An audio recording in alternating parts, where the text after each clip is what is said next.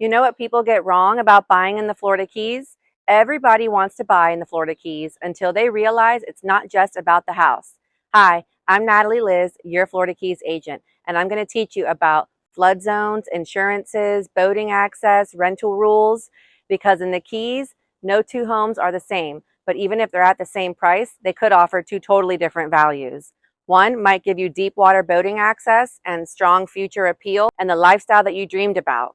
The other could look good in photos, but becomes an expensive, restrictive home that's hard to enjoy. That is why working with a multi-generational local matters. I'm a Key West native and I help buyers look beyond the listing photos and understand what you're really buying. Because here in the Keys, you're not just buying a property, you are buying a lifestyle.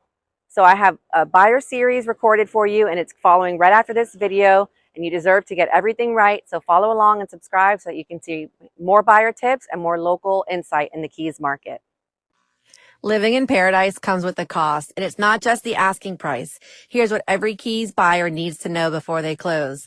Hi, I'm Natalie Liz, your Florida Keys agent. As a lifelong Key West local, I bring insider knowledge of our unique and nuanced market, giving my buyers a real advantage every step of the way. Did you know that 80% of the Florida Keys properties sit in a FEMA flood zone? But there are tons of cost-saving tips I can share with you. And here's one. Homes built post 2010 building codes with higher base flood elevations often qualify for significantly lower rates. I grew up in the Keys. I know which neighborhoods flood, which properties carry the lowest premiums, and which questions to ask before you ever fall in love with the listing. Plus, remember to subscribe to my newsletter for more buyer tips like this and market updates each month. Let's talk before you make a move. I started a series for buyers looking at properties in the Florida Keys. Tip 1 was about insurance, and that one's been getting a lot of views, so go check it out. Tip 2 is something most buyers don't ask about until it's too late, and that's boating access and control depth. Swipe through this carousel and read all of the important tips that matter most. In the Keys, waterfront properties with genuine boating access, 4 feet control depth or better, can command hundreds of thousands of dollars more than a neighboring property that's technically waterfront but functionally limited. That gap is real, and I've seen it firsthand. Most buyers who didn't confirm with an expert like myself regretted it in the end. I've been navigating these waters all my life, so just ask me before you buy. Tip 3 in this series covers another thing buyers don't think about: rental rules and restrictions that can vary by neighborhood. And that one's going to drop next. I'll add my info at the end, so be sure to follow me so you don't miss it, and other buyer or seller tips, plus the occasional off-market listing opportunity. As promised, here's part 3 of my Florida Keys buyer series. If you missed the first 2, go back to my YouTube channel and catch part 1, insurance, flood zones, and why coverage is different. Part 2, boating access, canal systems, and why control depth matters more than boaters realize. And part 3, for today, the truth about rental rules in the Florida Keys. Not every property is the same. Zoning, licensing, HOA restrictions, and other long-term investment potential rules vary.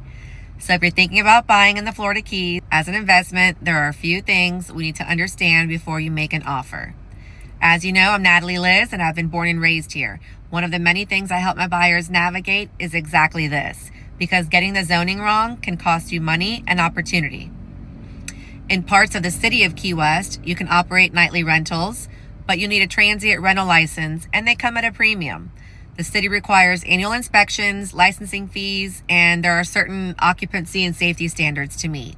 It's regulated, but it's allowed. Outside of Key West in the islands called the greater Monroe County, they typically require a 28-night minimum stay. So that means you're looking at monthly rentals, not nightly. It's a totally different business model, but can still offer a good return.